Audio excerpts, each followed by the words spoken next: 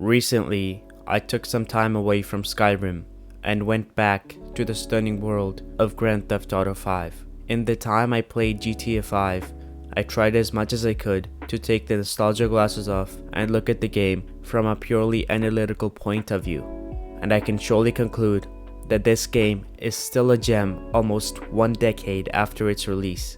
In this video, I will give my honest opinion on the two most important components of a video game, the story and the gameplay, without making it a 5-hour critique. Before I start, I recorded all of the gameplay you see on screen on Xbox One S, and this is purely my opinion. If you disagree, that's fine. Let me know what you think in the comments. That's it, let's get into it. Starting off, I want to get into the most crucial and hardest to perfect aspect of any video game, the gameplay. The gameplay in GTA 5 is great, but does have its setbacks. I'm not saying it's bad, it's good, but it's not truly phenomenal. The combat is fine, and rewards the player for getting headshots on enemies no matter how far away they are. There is a aim assist option which can be turned on and off in the controls menu, and in my experience I liked it on even though I found it a little too extreme. Often I found myself hiding behind cover and just pressing left trigger to lock straight onto the target and shooting. So I turned the aim assist from full to partial and didn't notice much of a difference in how my character locked onto the enemies. If Rockstar had better implemented aim assist, the gunplay could have improved significantly. Another problem I have with guns in GTA 5 is that there's just so many of them.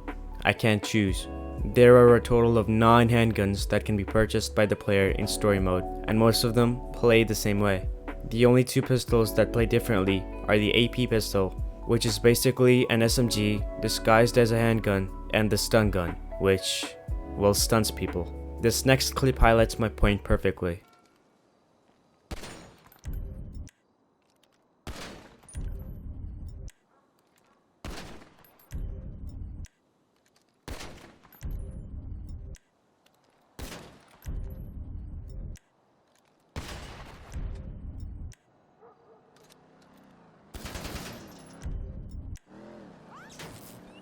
Not including the AP pistol and the stun gun, all of those handguns were the same default pistol, just put under a new name and slightly different stats. Weapon variety isn't a bad thing, but when there's 9 versions of the same thing, it gets a bit extreme. Other than the standard shotguns and assault rifles, the player can basically use anything they can get their hands on as a weapon. You can use cars, planes, even trains, and any other object that can remotely hurt another person. I love this because it opens up so many new avenues of creativity and fun. The only problem is that if someone walks into your room and sees you running over a dead person whom you just killed by shooting them in the head multiple times and then proceeding to burn their body with a Molotov, they might think you're a psychopath. The driving in this game is, well, in my opinion, it's one of the weakest parts of GTA 5. I'm not hating on it. I think it's satisfactory and gets the job done, but often I found myself driving and thinking, wow, this car feels really light. It's not very noticeable at lower speeds, but when you're driving a supercar on the highway, you really start to notice how the car just doesn't feel like it's on the ground. It feels like you're in a balloon going 100 miles per hour and the balloon could start flying away any second. Maybe it's just me, but the driving in GTA 4 felt much better than GTA 5. Before GTA 4, it felt too tight and clunky, and in GTA 5, it feels too loose and all over the place.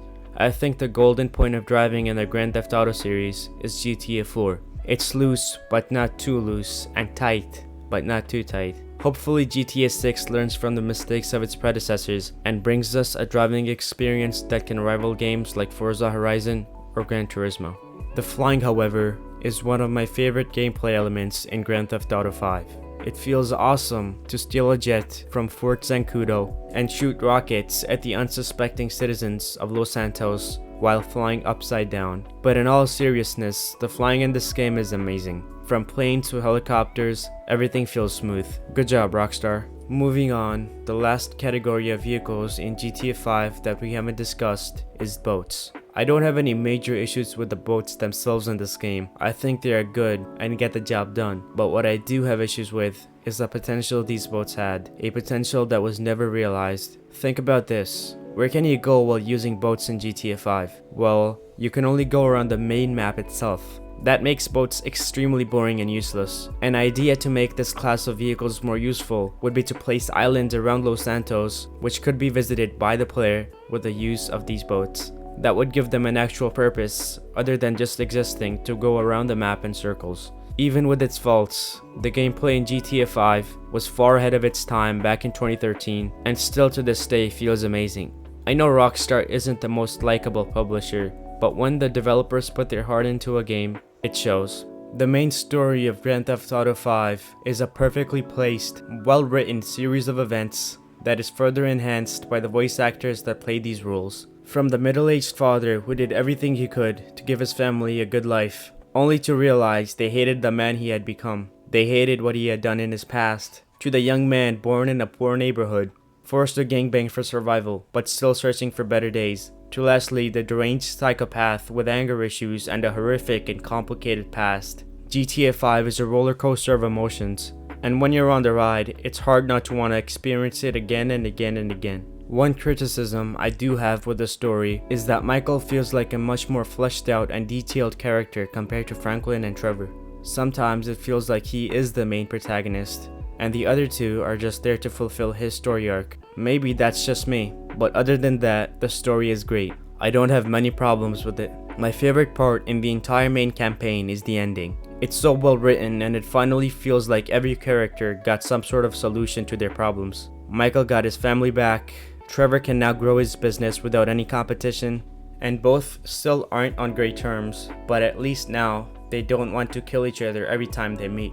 Franklin got out of his old neighborhood and can live his life peacefully, and all of them have more money than they ever had before. That sounds like a good ending to me. Although, that's not the only ending. What I truly love about the conclusion of GTA 5 is that the player can choose to kill Michael or Trevor. The game devs give you the choice to decide if they get to live after you get to know their stories and what they have done in their lives.